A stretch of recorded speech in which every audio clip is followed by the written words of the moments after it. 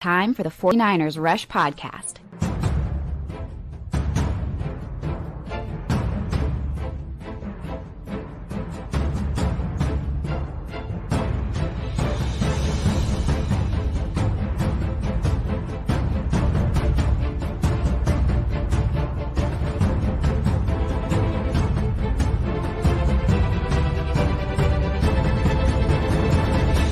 And here's your host, John Chapman.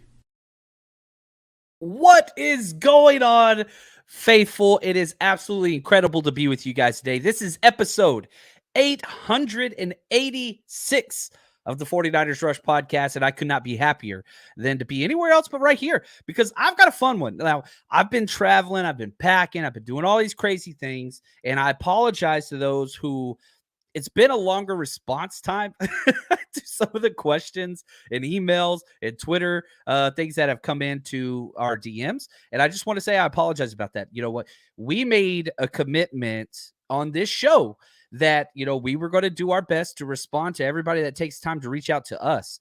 And it's a lot of work a lot of times, but it's wonderful. And so I do apologize. We're a little behind. So today I went back through and kind of lumped in as many questions and comments as I could to create this show. The title is The 49ers Roster Is, and then it's just, ellipses. There's so much stuff out there right now in the offseason, right? Where people are ranking, defensive lines and this roster and skill positions. And I love those things because this is a time to get a little bit out of the Niners bubble and start looking, kind of comparing what the Niners are, not versus the Niners, but versus other teams. And so I'm going to try my hardest to use some of these things that have been put out there by people like ESPN and Mike Clay, PFF, and whatever else, to focus one on the defensive side and then two on the entire roster together. So that's what we've got in store for today. As always, Mad Scientist is behind the scenes. Clayton, he's killing it. So he's going to be getting to your questions, comments, and concerns. So get those up in the chat. He'll star those. Once we're finished with a little bit of our scripted show, we'll get into a little bit of a Q&A. So if we don't jump to your question right off the bat for the live audience, love all the hashtag CCs, don't worry, we'll get to it. But the off season is a time to blend the past, the present, and the future. And if you're just joining us, we've been doing these best of series where we go through the numbers of the 49ers, the uniform numbers. And so we're going to start off with uniform, the best to ever wear, number 21 for the 49ers, which I thought would be easy. But I had a couple conversations with some people, including Wade. There were some disagreements there. That's okay. And then we'll finish it with the best number 22. So number 21, I'm curious. Whenever I say number 21 for the 49ers, who is the first player that comes to mind for you? Because I think we're going to get two different answers. Now, and I'll go through. I think there's three legit options that are, Hall of Fame type worthy. There was one, not a lot of players have worn this number for the 49ers. R.W. McQuarters, he's not one of the top three. I had him fourth. He played for 2 years. Amazing returner, whatever else. First round pick out of Oklahoma State back in 1998. He played for us for 2 years. But he was a returner, decent defensive back. Nothing great with the Niners for the first 2 years. Played really well for Chicago. He only played 11 games for us. Started 11 games for us. But yeah, it comes down to, for me, it was easy. Frank Gore, and it was not even looking back. And I'm seeing a lot of the, people putting up Gore, Frankie, all that stuff. Steven says, put that back up there, Clayton, if you don't mind. Even though he was only here for one season, I'm going to say Dion Sanders. So for me, I put Dion Sanders third. And I get it. Defensive player of the year. The Niners have only had 3 defensive players of the year. That's it. The whole entire frame, like Dana Stubblefield, who we don't like to talk about, Dion Sanders, and then Nick Bosa this past year. That's it. Which is weird. That's a low number. And Dion was incredible. We're doing our 1994 watch parties on Zoom every Wednesday. And this Wednesday, I'm kind of sad about it. Today at 5:30 p.m. Pacific Standard Time, it's our last one. We're to the Super Bowl, baby. So tonight at 5:30 p.m. Pacific time, we're going to be watching the Super Bowl, and we're going to be chatting and hanging out and all that stuff. It's going to be a lot of fun. So if you haven't made one of those, it's available to every single Patreon member at every single tier. I've already posted the Zoom link and all that stuff over at Patreon. Come hang out with us.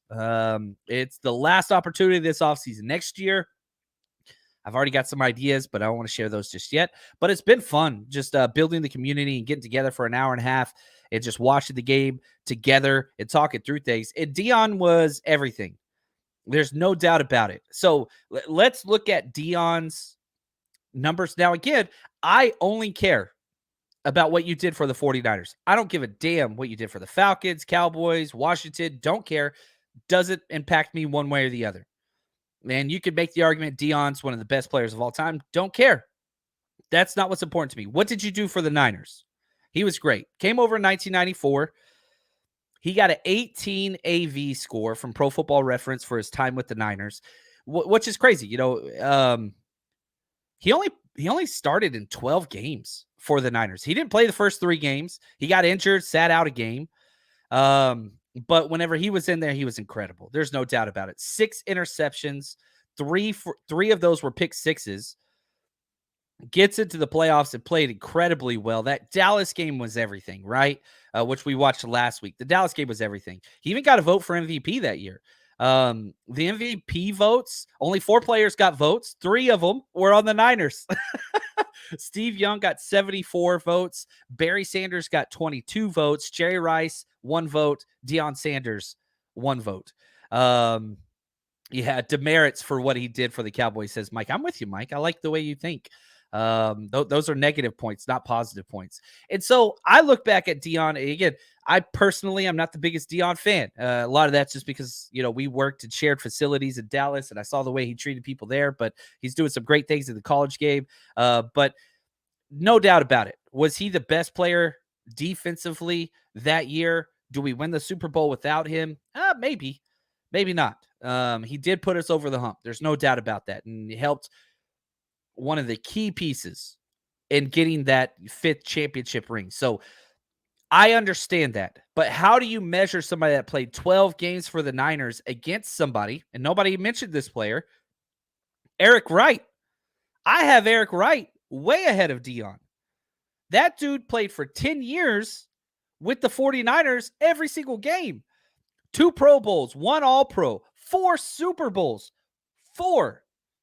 Eric Wright was awesome too. We had the opportunity to hang out with him last year when the Niners played the Dolphins. He came to our Rush road trip, hung out, signed autographs, did like a panel of questions. I got to ask him questions. It was so cool, man. But yeah, like how do you, somebody that played 12 games, how many games did Eric Wright play? Let me pull this up real quick. I got it right here. Eric Wright played 110 games. Now, at the top of their game, yeah, Dion was better. There's no doubt about that. But it's not like Eric was chopped liver. He had 7 interceptions in 1983 and 2 pick sixes, right? So if you look at the defensive player of the year for Dion, he had 6 interceptions and 3 pick sixes. And he's pretty damn good. 18 career interceptions, played the entire year, entire career with the Niners, and 4 Super Bowls. Like, come on, man. So anyway, and if we're just looking at the AV score, the approximated value from Pro Football Reference, Eric Wright has a 69. Nice. Dion Sanders has an 18. So if you extrapolate, if Dion played that way for 10 years for the Niners, yeah, for sure, I'd put him up there. But I had Dion 3rd. I had Eric Wright 2, and number 1, Frank Gore. Not even close for me. But this is 3 quality members. This is 3 great 49ers players.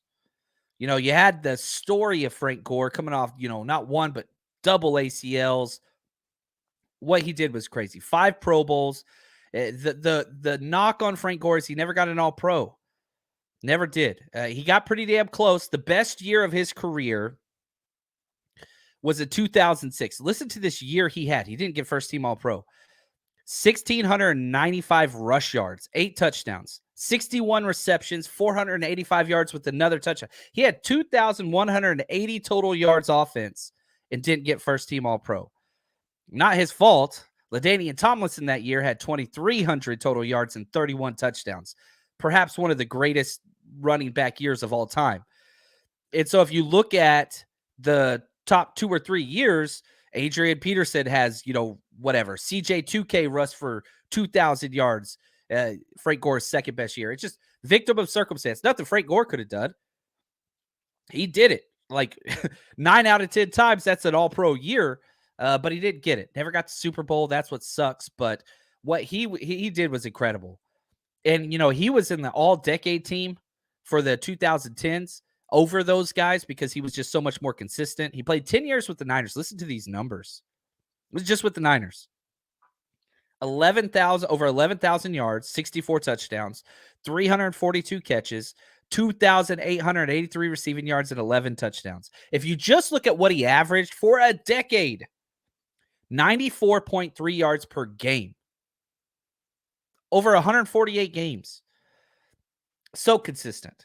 And I love it. Third all time, rushing. But again, not all that was done with the Niners because he went on and played forever after the Niners, which sucks because we got rid of him for Carlos Hyde.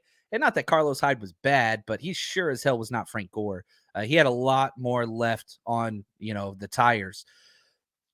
One of the things that I think is interesting, and I think this kind of settles the debate as well, the Niners have not let anybody wear number 21 since Frank Gore left. They haven't retired the number, but they're not letting anybody wear it. I think that says a lot. You look at somebody like the great Joe Staley, who I consider one of the best offensive linemen of all time in 49ers history. That dude left. They gave 74 away the next year. 2 years. They waited 1 year, but nobody's wore 21. And so I think that's huge. And here we go. Dave says, regardless of what he did on the field, everybody raves about him as a person. The very first 49ers rush road trip was because of Frank Gore. Reached out to the agent, kind of figured that out. And shout out to Scott. That dude's the best. He made everything happen. Yeah, we threw that party down in Miami for the Super Bowl. And that's whenever I thought, like, hey, man, this could be a thing, the podcast. Now here I am doing it full time, even in the off season. And a lot of that is because of Frank Gore. Like, that was the first time that I saw, holy cow, there's a community that needs this. This is a need that could be met and filled. Let's figure out how to do that. And that's how the rush road trip thing was born. But yeah, Frank Gore, my son's favorite player and just incredible. So that's the best number 21 for me. Yeah, right here, Josh, thank you. He says, Gore will be on the coaching staff soon enough. He's been working.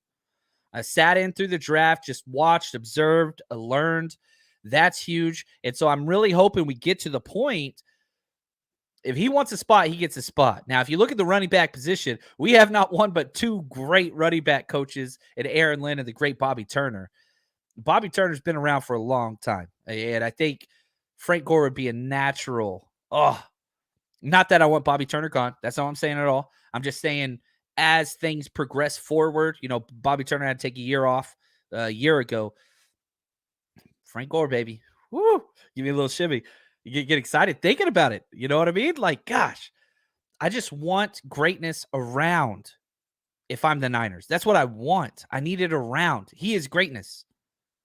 And just such a cool dude. And still the high point. I didn't think about this beforehand.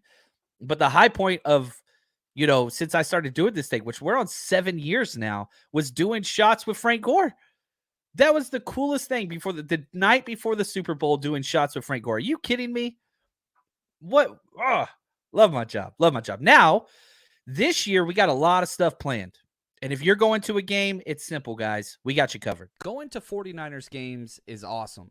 But what's even better than that is going to 49ers games with the faithful, joining the community. And we got you covered. The 49ers Rush Road Trip is going into its 4th year of bringing the faithful together. Night before parties, tailgates the day of. We got you covered. Go get your tickets at 49ersrushroadtrip.com. All right. Yeah, come party with us, guys. Now, the first question that I want to lead into this, and this is going to trigger our bigger conversation on today's episode. It comes from @Sac Francisco on Twitter. Love that handle. It's Sac Fran, then the number 6 CO. He's great. We always have good interactions on there. He asked this question. He says, sorry, my cough drop just like slipped out. It says, all bias aside, do you think that there will be any kind of regression with the defense in 2023? Simple, awesome question. And there's ways to look at this. And, we have diagnosed and gone through and talked about, okay, these draft picks, these free agent signings. Okay, we lost these guys, these comp picks, second year progression with guys like Drake Jackson. And so we have done this from a Niners perspective, which holds merit. There's no doubt about that. You get a lot of information out of that. And I think we'll do a little bit of that as well. But I want to look at it from a different angle, right? I want to look at it from a different perspective and see just through the last 3 years. So I did a 3-year analytical study, not on the 49ers, on the top defenses each year, year in, year out, and how those defenses did the following year. Okay. So did other teams regress? Have there been teams that have had sustained success? Because my first answer is, okay, the 49ers were first in points, first in yards, first in, I don't know, about 7 or 8 different categories, whatever else. So I wanted to simplify this as much as I could, as I did when I coached. The number one metric, if you could pick, okay, what metric you wanted to win as a defense, it was points, right? We shut them out. They don't score on us. They don't get in. So points was what I wanted to go by. I know there's a lot of people smarter than me that are like defensive EPA and, yards per whatever, over expectation. Those are great metrics. I'm not knocking those. I'm telling you, as a coach, you don't get those numbers. In the NFL, you do. In college, you do. High school, we didn't have those, right? I mean, that's just a whole nother thing. So I wanted to simplify this as best I could, just so we could have the conversation on points allowed. And there's flaws using this metric. I get that. I know there's somebody out there who's like, yeah, you should. I get it. That's what we're going to use today. So how do you get better than number one? First off, you can't. One's the best. Best there is, plain and simple. Ricky Bobby, not first, you're last. So defensive production has been very hard to replicate. There's certain things that you can predict, right? Like you can predict certain, wide receivers are going to have certain yards and, running backs are going to get this many touches. But overall defensive production is difficult. Schedules change, road games, you're traveling, injuries. It's hard to replicate. However, let's go through how these things have looked. So here are the top 5 defenses back in 2020. And as we go through this, I think we'll see something, okay? So in 2020, this is all points allowed, okay? So the fewest points allowed. Rams were first, Ravens second, Steelers third, Washington fourth, Saints fifth. Okay, that was the top 5. Now, let's go to the following year. And we're going to jump back and forth, so I'm going to try to use the years as much as possible so that it tracks audio-wise for the people that are listening. 2021, the following year, here's the top 5. Bills 1, Pats 2, Broncos 3, Saints 4, Bucks 5. Huge change. Huge. Only one team that was top 5 in 2020 made it to 2021 top 5, and that was the Saints. That was it. That was it. Saints went from 5th in 2020 to 4th in 2021. All other ones dropped out. In fact, let's go back to 2020, and I'll tell you where those teams finished because it's bad.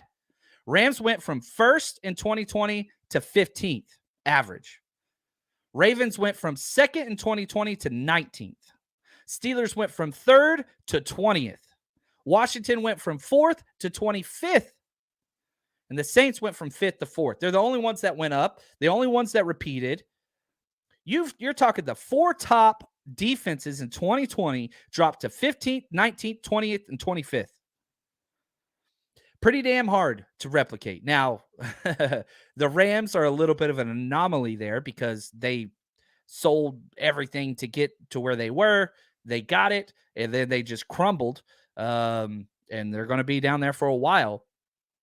Now let's do the same thing for 2021 to 2022, right? Because, all right, based on that little piece of data that we just, extrapolated, it's saying replication's pretty damn hard, okay? So 2021, again, I'll repeat. Bills 1, Pats 2, Broncos 3, Saints 4, Bucks 5. That's 2021. Now let's go to 2022. Number 1, 49ers, Bills 2, Ravens 3, Jets 4, Bengals 5. Guess what? One team only was on there, and that's the Bills. And now when we talk 2022 Bills, you've got asterisks next to it because they played one fewer game. The Damar Hamlin thing, which is way more important than, these stats, but they were second. However, they didn't even play a full schedule. They only had 16 games against them. So their defensive numbers are going to be better. You can go back and then you can do, okay, well, how many points per game? I didn't want to play with all that. Just put the asterisk there and we can use them as an outlier if you want to or whatever. So let's go back.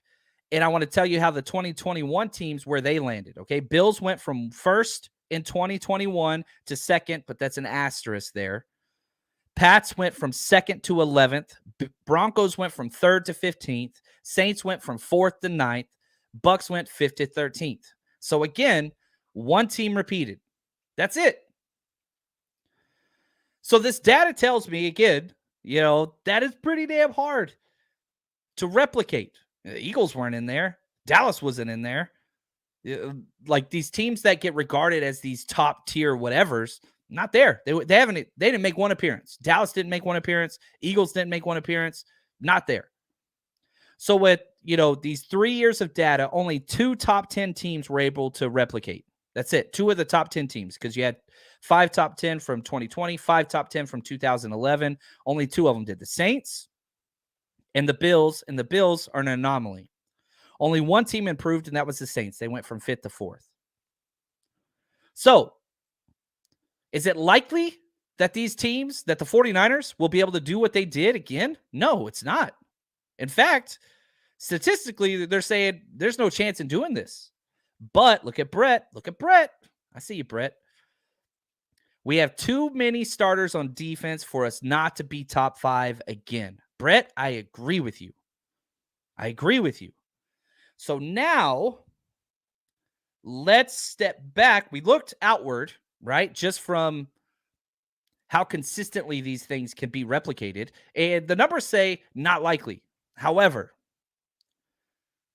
would you take the 2023 49ers defense or the 2022 49ers defense? For me, it's not even close. You're adding, here's what it boils down to.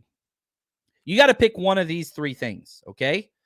Or 2 things. I'm just going to give you 2. On one side, you've got Javon Hargrave, Isaiah Oliver, Ji'Ayir Brown, okay? Javon Hargrave, Isaiah Oliver, Ji'Ayir Brown.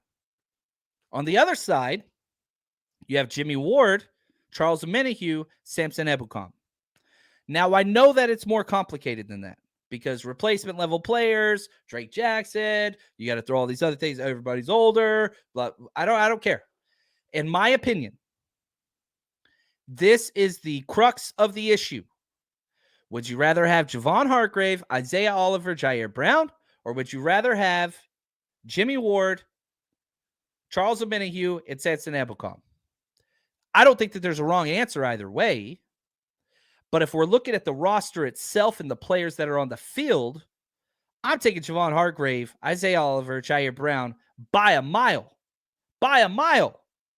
Now, yeah, you could talk Emmanuel Mosley. You could talk about Debo. You could talk about all those things. But from a player perspective, who's the best player out of those 6 mentioned?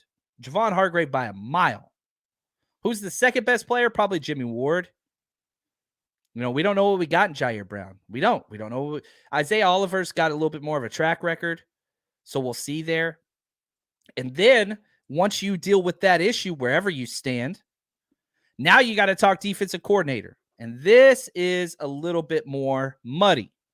D'Amico Ryans to Steve Wilks.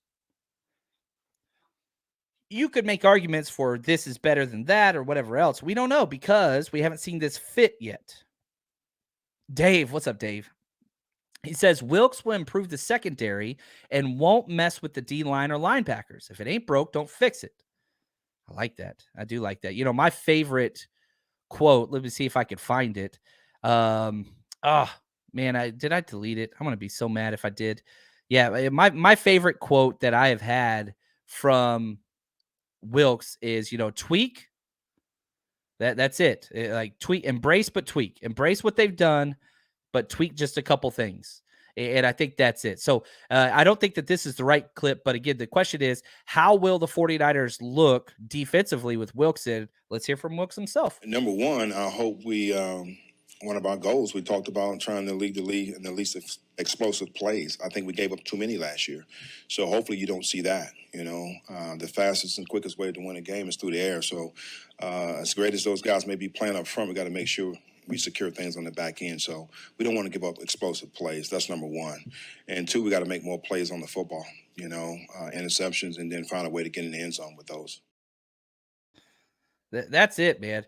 Limit those huge explosive plays, get more turnovers. And if you look at the way in which they drafted, every single person is a ball hawk, right?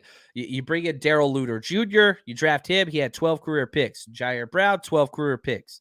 You go get Deshaun Jameson, whole bunch of interceptions, undrafted free agent. You get Jalen Graham, interceptions. You get D. Winters, fumbles, interceptions. You get Robert Bill Jr., forced fumbles, sack fumbles. It makes sense. So here's what I'm going to say, okay? And this would be the final bit on the defense before we jump to another one, unless we got some good comments. I'll say this. If Vegas put out a prop bet today for the 49ers being 2.5, right? The over-under on points allowed per game, 2.5. That basically if they're first or second, you win. If they're third or lower, you lose. I would bet the under. If it was the 49ers are 2.5. So you win if they're second or first. That's it. I would take that bet. Because I do believe that this team is that damn good. I do. I think it's better. Defensively, I do.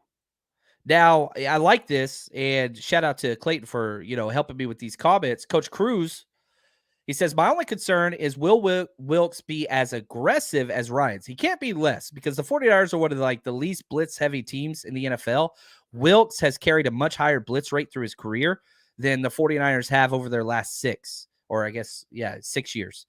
That's going back with Saleh starting all the way into, what D'Amico did. And a lot of that has to do with your linebacking core so damn good. You don't have to. I think it's going to be more aggressive. I do. And not necessarily, okay, when we say aggressive defensively, Coach, I think what most people hear is blitz, right? Okay, well, what's a blitz? A blitz is when you bring 5 or more players. The 49ers run a traditional 4-2-5. 4 defensive linemen, 2 linebackers, 5 defensive backs. That's our nickel package. Used to be referred to as a sub package. We're a nickel 74% of the time. Okay, so if you bring more than 4 players after the quarterback, that is a blitz, quote, aggressive. Now, the NFL's hot topic today is simulated pressures. Okay, what does that mean? It means you're blitzing theoretically, but you're still sticking with your idea of 4, not quote unquote aggressive, not quote unquote blitzing. These are called fire zones. These are called stunts. These are acting like you're blitzing, but not, right? You could all see Dre Greenlaw. You see it in your head. Dre Greenlaw, it's 3rd and 4.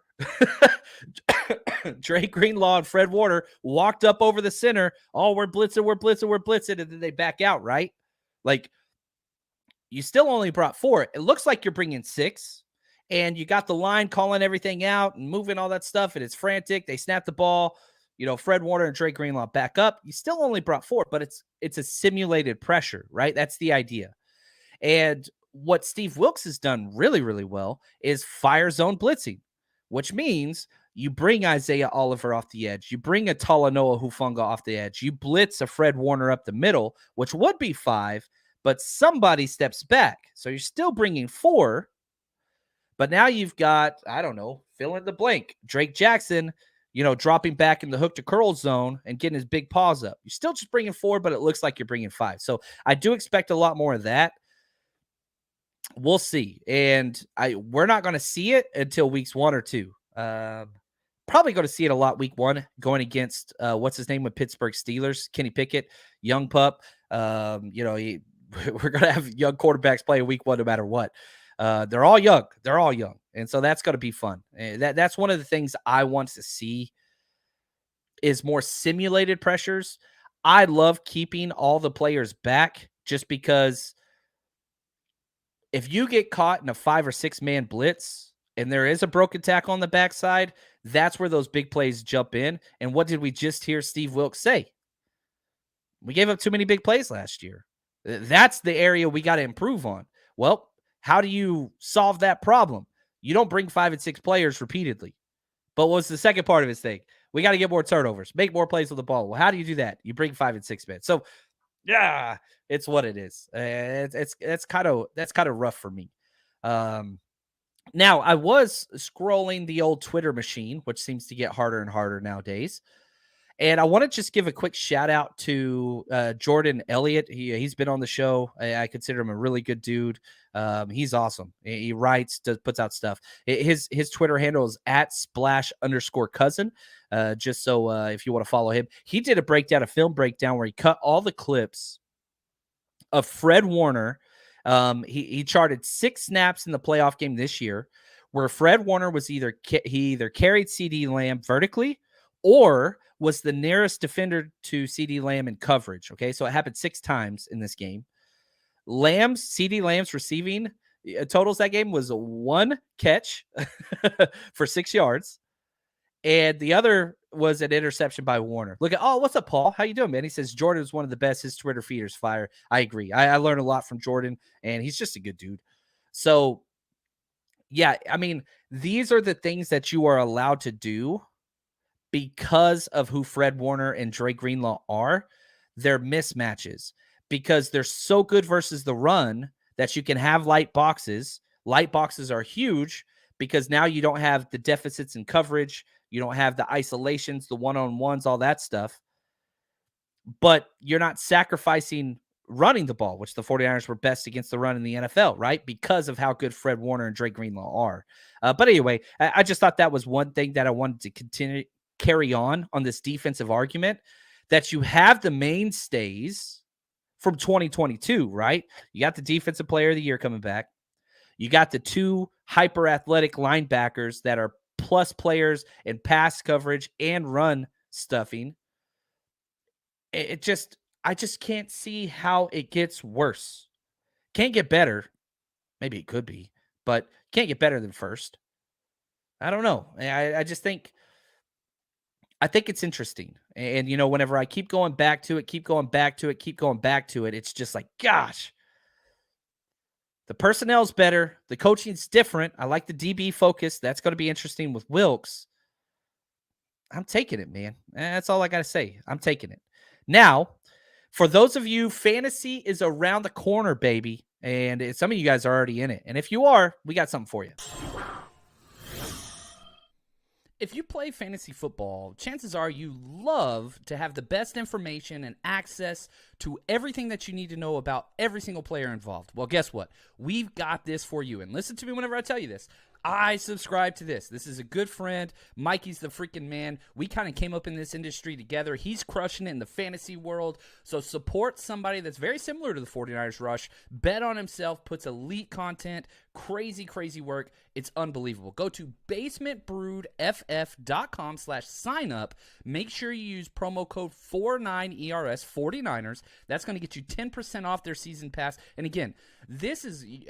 you get access to everything for less than 1 beer a month cost. I mean, it's absolutely incredible. So, again, if you want customizable, they're going to give you everything that you need to win. And this isn't some gigantic corporation or anything like this. No, you're betting on a small business, dude, that's already got several hundred signups. I mean, this dude's crushing it already. So go jump on board, basementbrewedff.com/signup, promo code 49ers. The link is in the description of this video or audio podcast, wherever you're listening for. So what are you waiting for? Go win your fantasy and dynasty leagues now. All right, let's get to our second topic that I want to do, and it's similar to the defense, but a little bit more broad. This comes from Silent 49ers fan on Twitter.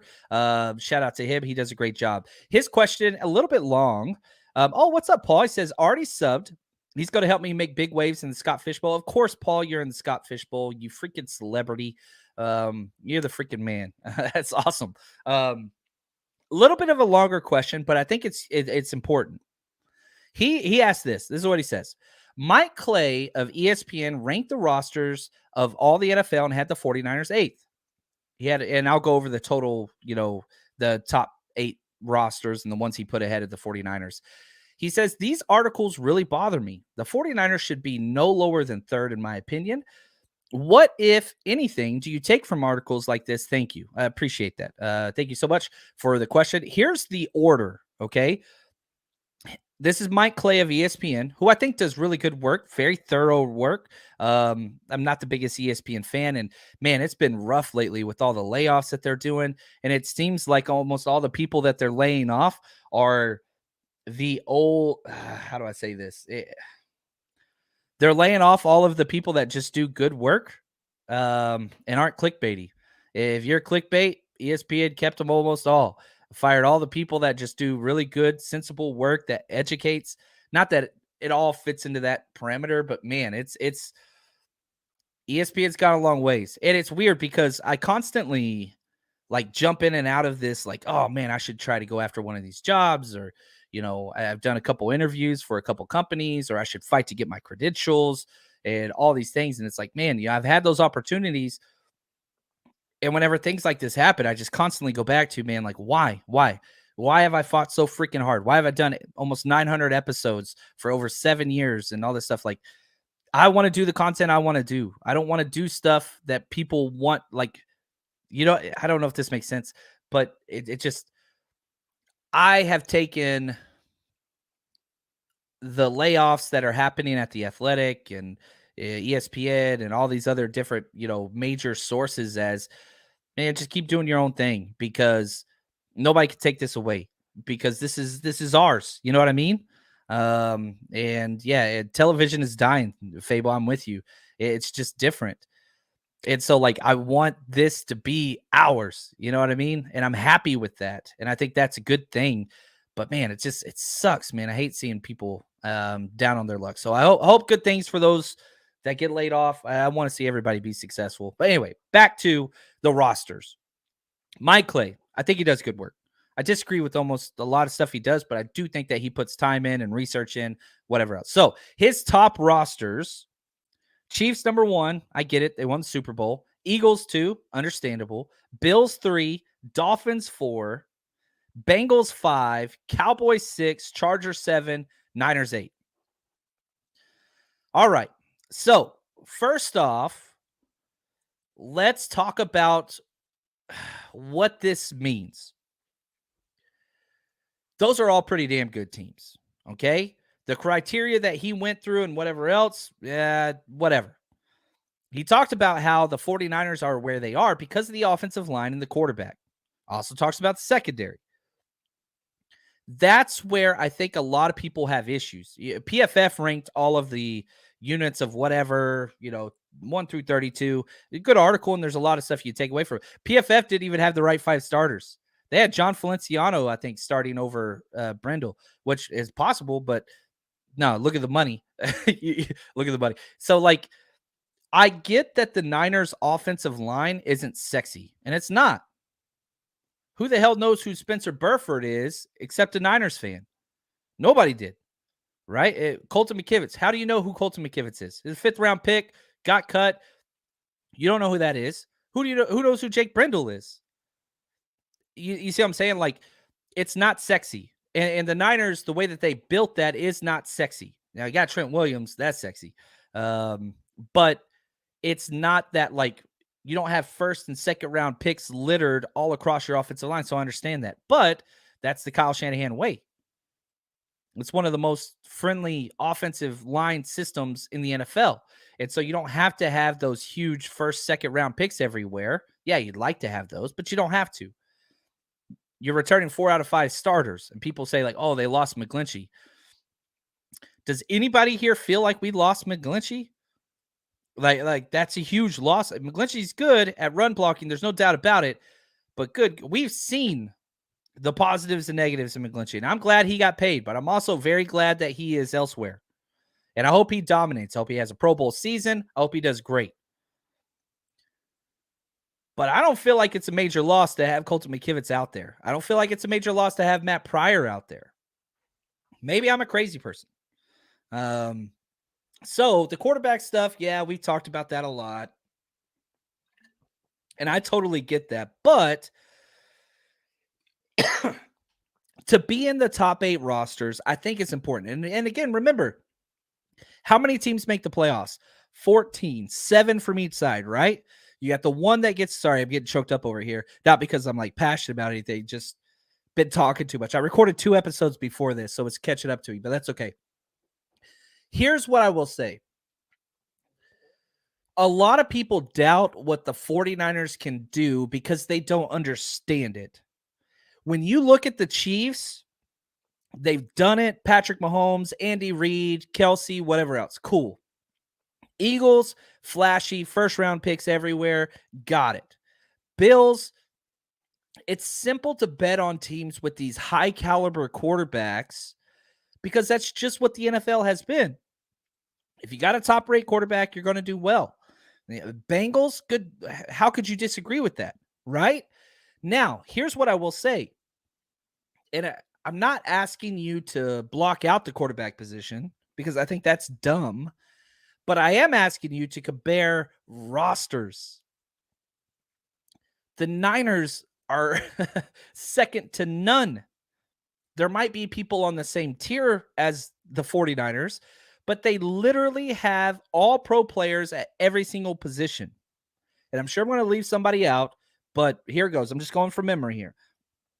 Christian McCaffrey, all pro player. George Kittle, all pro player. These are players who have all pros, right? Trent Williams, all pro. Debo, all pro. That's 4 on offense.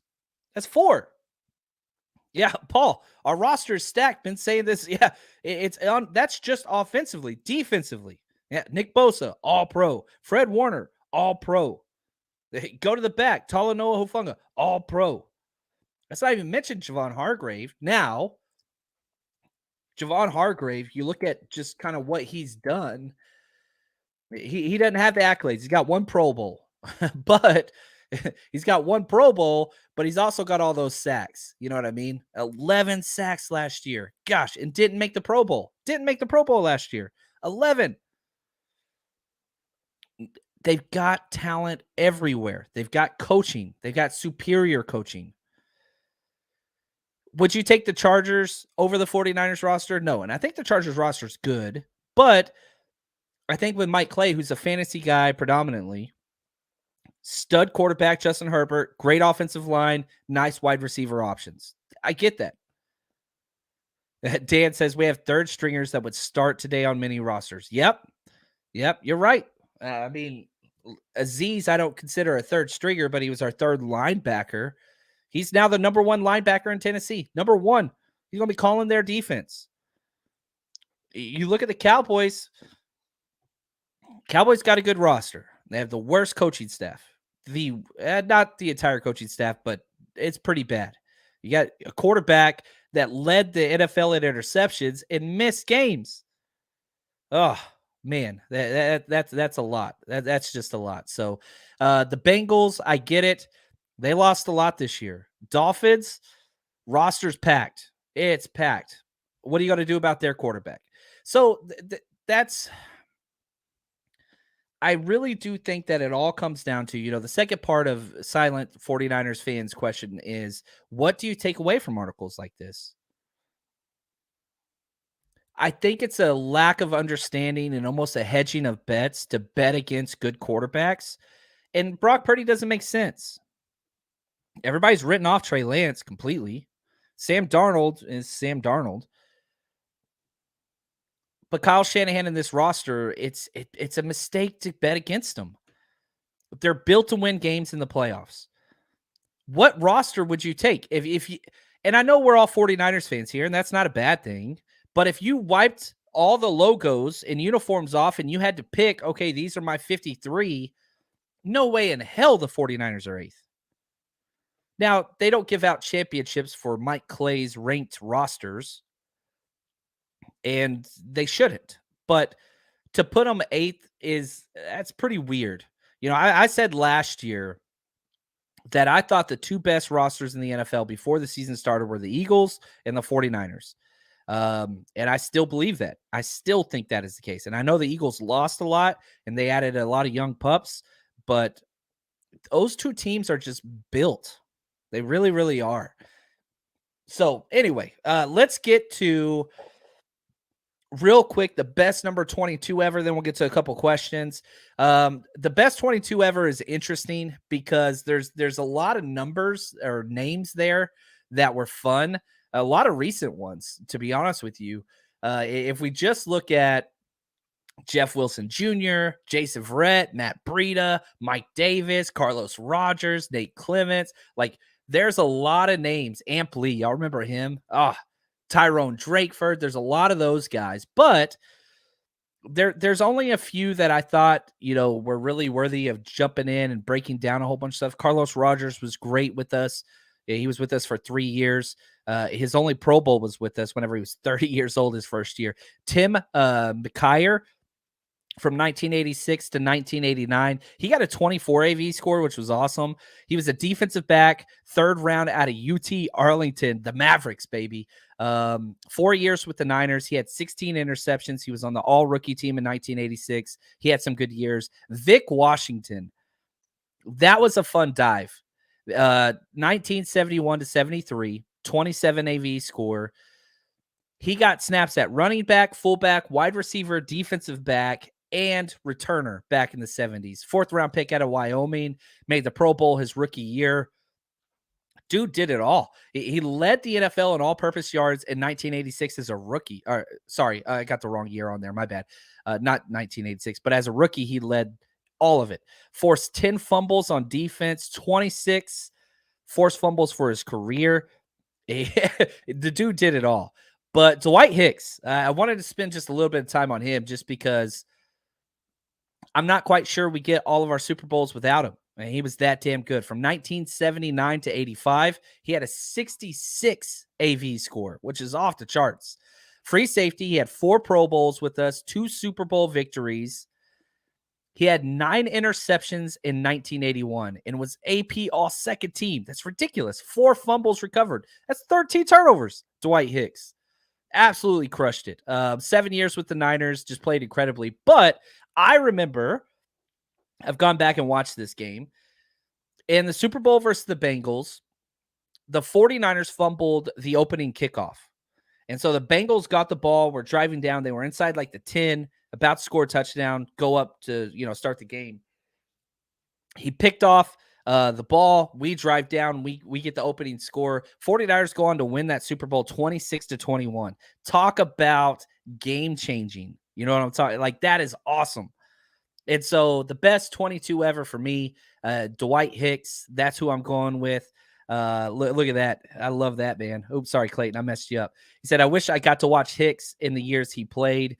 I love it, man. And so that's what's up. Yeah. And I love balancing these different genres and just, I don't know these guys. This is before my time. So I'm hoping that the amount of time and energy that is going into all these players and researching, hopefully for some of you old bucks, it kind of brings them back. But for the young guys that don't know these guys, it just puts it on the radar. This is a storied franchise. It's got some great freaking people a part of it. And Dwight Hicks is by far one of those. So that's best number 22. So let's get to some questions. My voice is doing much better now. So let's let's pull these up, Clayton, and let's get to some of these. All right. Thomas, he says, as much as I love my Niners and will end up supporting whichever quarterback who starts, even if it's not the one I want, but a big dog quarterback who could bring you 80 yards in 20 seconds is invaluable. We can go back to the clip that we just heard from Steve Wilkes. Limit big plays, right? That's the defense's goal. Well, what's the counter side to that? Offensively, you want big plays. You know, there was a metric. Let me pull this up because I think that this is interesting. I saw this on Twitter, and I thought it was really, really interesting. Warren Sharp put this out. The average length of Patrick Mahomes' touchdown passes, okay, this is air yards, so how far the ball travels in the air. 2019 was 17.3 air yards. He's bombing it. 2020, 13 air yards. 2021, 8.5 air yards. 2022, 4.5 air yards. Last year, Mahomes threw 41 touchdown passes. The average on those touchdown passes, the ball traveled 4.5 yards. Only one of those traveled more than 19 yards. I stated that the appearance of the deep ball is enough to open up all those lanes underneath. And there were some people that kind of shot back at me, and not that they're wrong. I don't know how to justify that. Patrick Mahomes ain't throwing the ball deep. He's attacking horizontally. Now, everybody's scared that he can't throw the ball. I know Tyreek's gone, whatever else. But what do we take away from that? You look at Brock Purdy, he's not really throwing the ball deep either. And people are like, oh, dink and dunk quarterback, whatever else. I want to do a whole show on this, and I've got a whole bunch of scramble notes that I got to kind of like piece together. But here's what I will say. When Vic Fangio came into the league and what he did with the Niners, it was this new concept of shell coverage, manipulating inside gaps so that you can have lighter boxes, which I've talked about here earlier, so that you can keep everything underneath. And you're going to force offenses to nickel and dime, nickel and dime, nickel and dime. And the philosophy is this. If you're going to score on us as a defense, you're going to have a 12 to 15 play drive with no mistakes. You get a holding call, we get a sack, we get a tackle for loss, you're done. You got to be patient and execute to perfection. And that's what the NFL has gone to. That's what the Niners run. You have these two high shells, cover 3, cover 6, quarters, whatever else. The single high stuff that teams don't really do that anymore. Teams don't run cover 0. They don't run man free very often.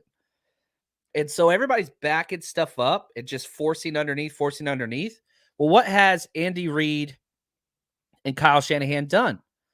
They've said, okay, I'll take all that underneath. I'll take it all. Here's how I'm going to beat you. Christian McCaffrey, Debo, Ayuk, Kittle, sprinkling a little Juwan Jennings, little Kyle Juszczyk. I'll take that. Boom. Quick. And then we're going to make you miss.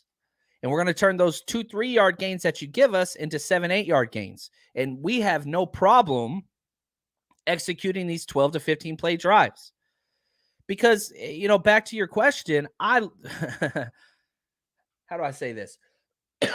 Everybody is scared of the deep ball. We just heard the defensive coordinator say, we're not giving up big plays. That's what the deep ball is. And so I don't know, man. I'm the biggest Trey Lance guy there is. And I really hope we get to see him at some point. But part of me says, man, with the way the NFL is now, I feel like the defenses are overcorrecting to the deep ball. I don't know. Dink and dunk doesn't sound so bad with Christian McCaffrey and Debo. But yeah, I'm with you. I like the big plays. I really, really do. I just think they're finding a different way to get those. Brett, he says, an elite quarterback would swallow up cap space. We distribute this round to the squad to give to an elite roster. Yeah, there's no doubt about that. We have very cheap quarterback room. Yeah, I know that Trey Lance is getting some money because he was a high pick. Sam Darnold's got decent, salary, whatever else. But we're on the back end of that big time. And that allows, 2 more years. 2 more years. You got to decide after this year what you're going to do with Trey. And then you have to decide after the next year what you're going to do with Brock. But the problem is going to solve itself organically. You don't have to force it. I constantly want to remind everybody the 49ers are in a very healthy situation cap-wise, and this situation is going to solve itself out. I know everybody wants to talk about who's going to be week 1 starter and crown this person as the quarterback of the future. Pump the brakes. It's going to figure itself out. So we'll get there.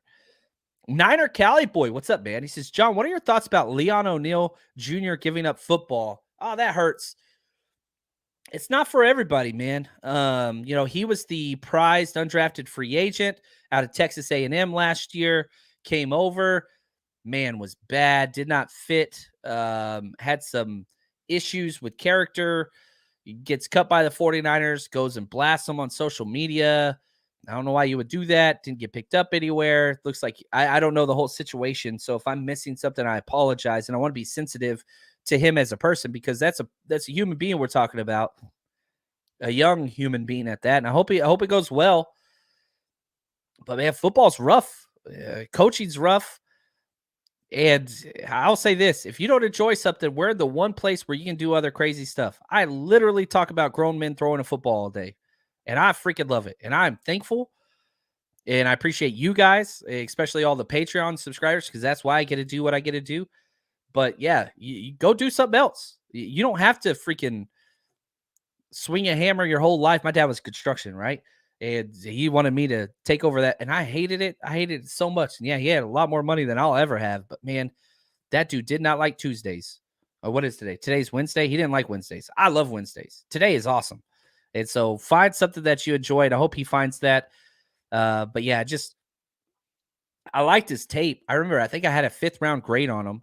He went undrafted, and I remember he just had so many missed tackles. That was my thing with him. I didn't think he'd fit, but anyway, I hope the best for him. Dan, what's up, man? Will Charvarius or Talanoa Hufanga be the voice of the secondary on the field?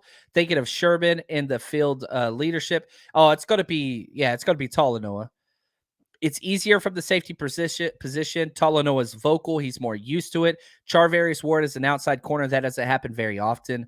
That's got to be Talanoa. Now, it doesn't mean leadership or, if Charvarius Ward speaks up, you listen.